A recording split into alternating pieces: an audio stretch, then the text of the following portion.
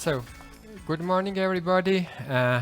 This session is dedicated to the presentation of the two prestigious awards that our society has, namely the Stuart Campbell Award for Training and Teaching in Ultrasound worldwide, and the Anne Donald one dedicated to the scientific curriculum of the awardee.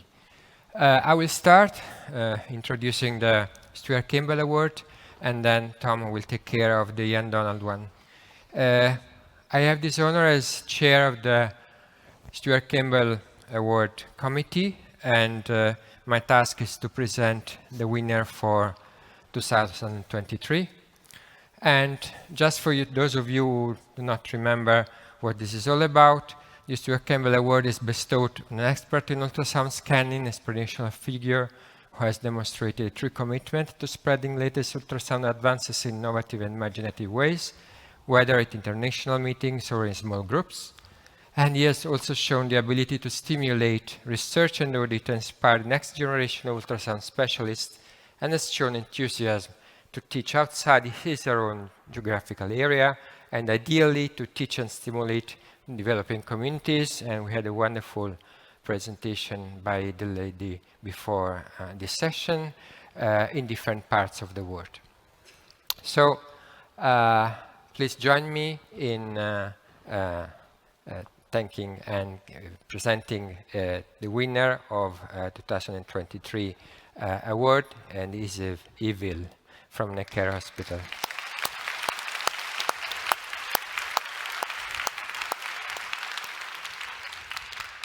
Just a few words on his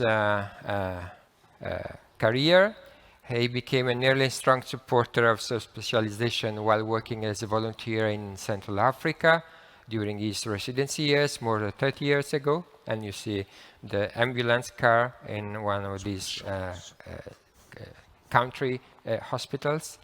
And then at the end of his residency in 91, he thought about joining the Olympus of fetal medicine at that time, and Kripos was already working in the Harris Birth Rate Center at that time.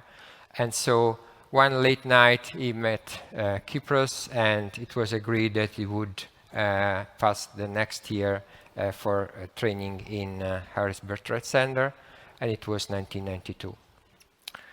And since destiny as well as science follows twisted path and coincidental crossing of lives, the last gynae meeting of Ville represented also a big boost for the young disciplines of fetal surgery, which until then has been carried out only through open surgery. For in that meeting, Yves met Gerard Bakri, that several of us know, an independent visionary engineer who was developing at that time microendoscopes for tubal endoscopy. And that magic meeting was the spark that led to the revival of fetoscopy through percutaneous entry under local anesthesia, and opened long research surgery for elective surgery for twin-to-twin transfusion syndrome.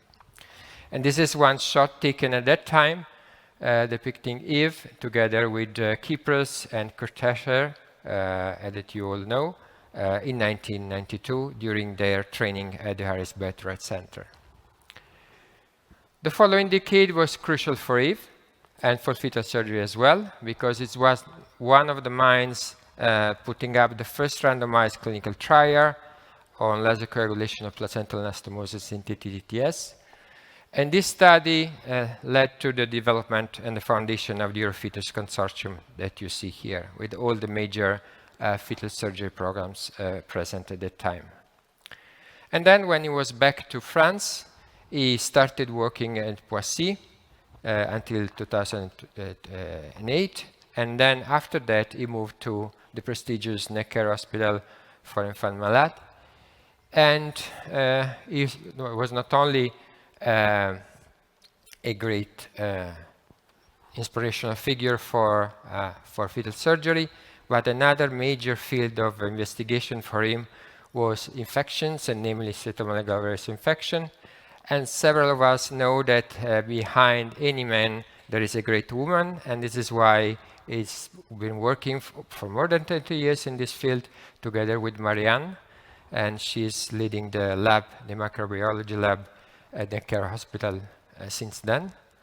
And their stubbornness led to the recent great achievements in this area, showing that transplacental treatment and prophylaxis may lead to reduce fetal infection rates and fetal sequelae from CMV infection. And we've seen a shot from a recent stay we had together in Vietnam last year.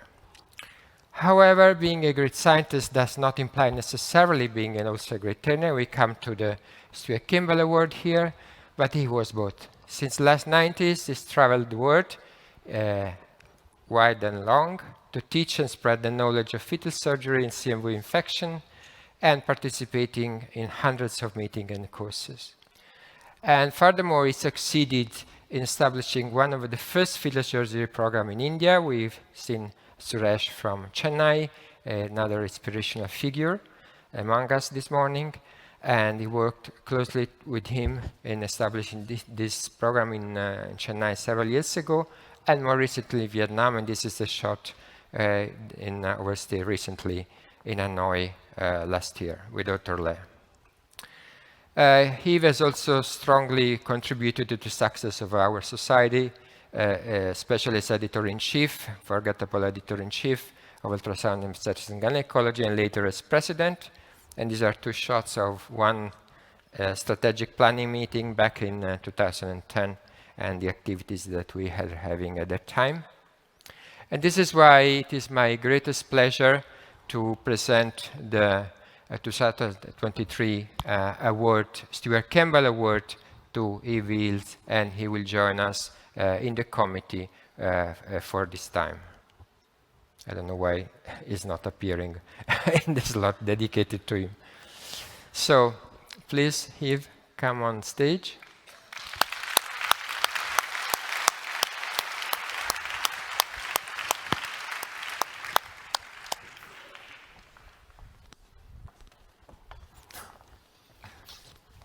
Thank you. And let's congratulate Yves again.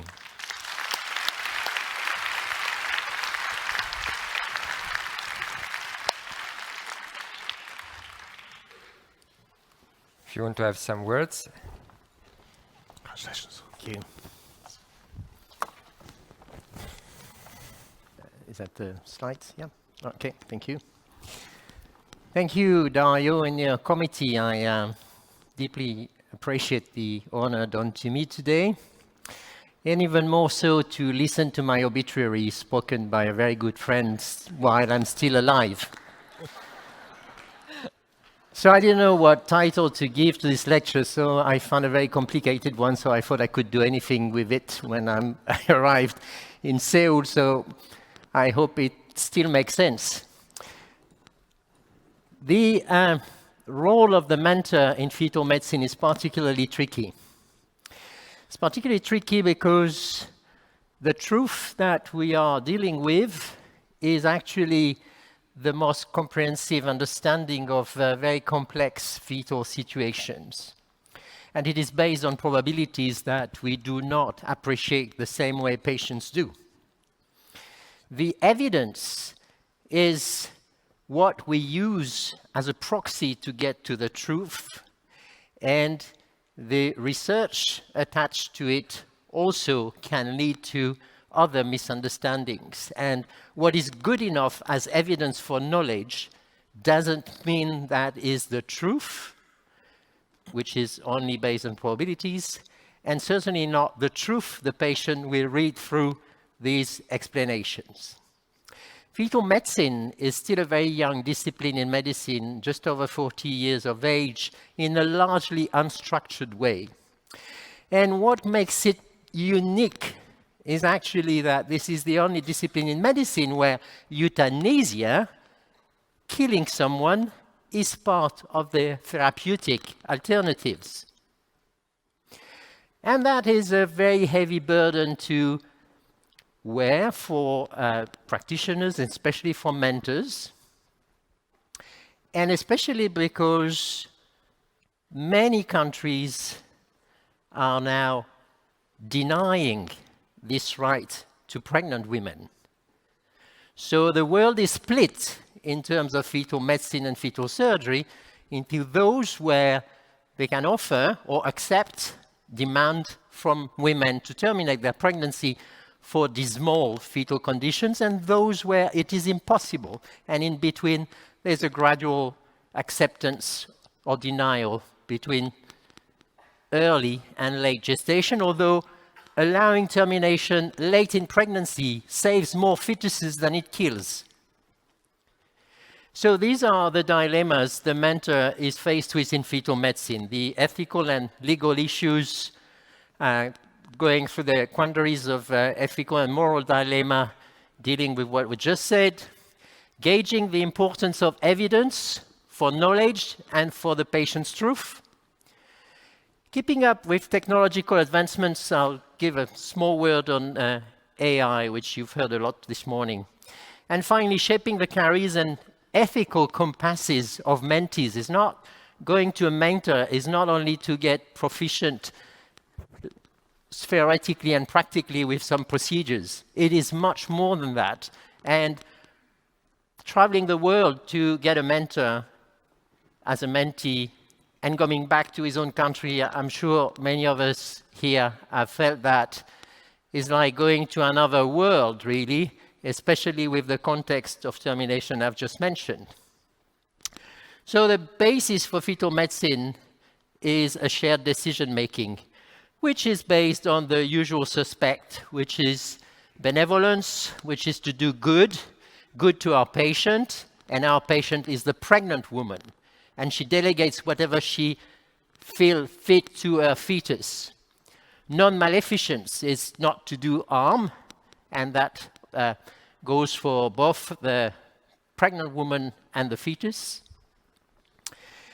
And that's where we end up with a shared decision.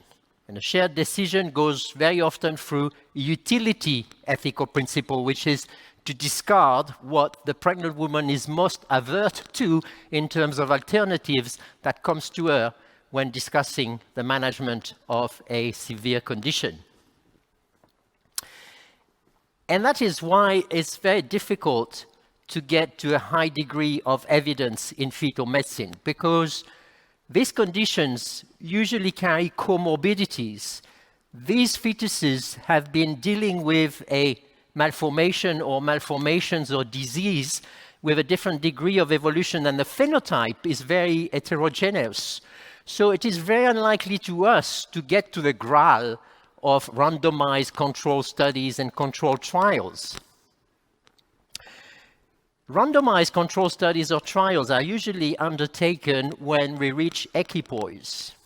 It's a very odd name. I never knew where it was coming from, but this name means that half of the specialists are skeptical about the attitude or the treatment, and the other half are enthusiastic about it. And that's where you should start a randomized trial. But by that time, there have been hundreds of publications, case report, short series, everything, and the patient has got access to it, and this is becoming very difficult to match the researcher's equipoise to the doctor's equipoise, and even more so to the patient equipoise. So much so that it is very difficult to recruit for randomized trials. The alternative, where it is possible and not forced, is termination of pregnancy. And we need to be very open to not forcing women into randomization. It is one thing to accept to participate to randomized control trial, to refuse, but then to be forced into it or blackmailed institutionally for having a treatment this woman has put her trust in by reading, listening, against placebo or expectant management.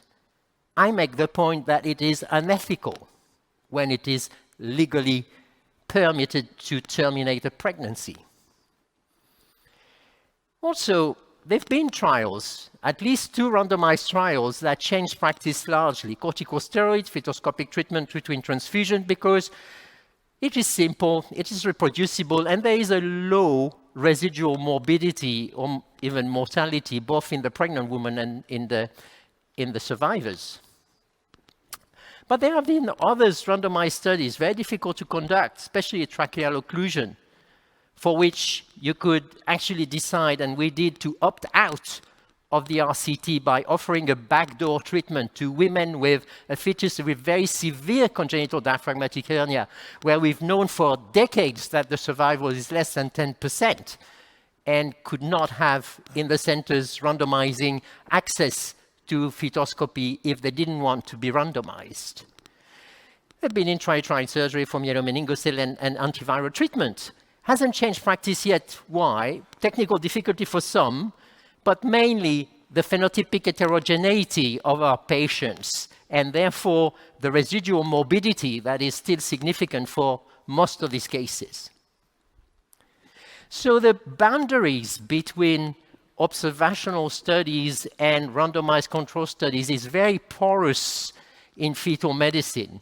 It is also like this because we are realizing that taking into account the opinion, the beliefs of the pregnant woman is becoming important, ethically justified, and also because in other fields of medicine, this has led to very educational conclusions and even improved care by taking into account the opinion of patients who didn't want to be randomized but chose by themselves what they wanted to have. And actually, this paper in the JAMA, very recent, is a very nice incentive to consider real-life data when well selected and cleaned as an alternative or a very useful complement to randomized controlled trial. 32 RCTs in all fields of medicine tested in huge databases of patients, well maintained, that exactly matched with the results of the RCTs. This is particularly probably relevant to our discipline where there is such a huge heterogeneity in phenotypes and expectations. Just a couple of words on AI. You had a lot this morning with a great talk by Aris, but artificial intelligence is now populating obstetrics and prenatal diagnosis massively. Over 120 publications over the last 5 years, not all of them with the same degree of evidence you would hope for. And this is only for image recognition, not mentioning the companion to enhance your ability to decide and to diagnose. And again, I would like, therefore, to just refer you to this other very recent paper in the New England Journal of Medicine that analyzes and weighs very, very thoughtfully what is expected from AI and what is expected nowadays from statistics. Statistics is the rigor. AI is the only way to scroll through massive data in which statistics would drone. But these two very important field of medicine, New England called statistics in medicine the most important medical advance in the last 1,000 years in 2000. Now AI probably will deserve the same qualification, but they have to work together and it is not yet done as it should be in order to confirm what we've seen before. So therefore I will conclude that this is not a mentor choosing his mentees, it is the mentees who choose a mentor.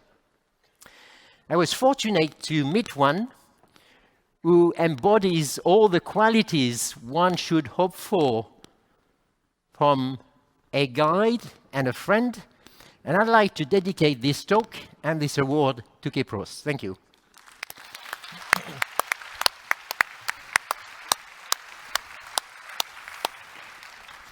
That's excellent.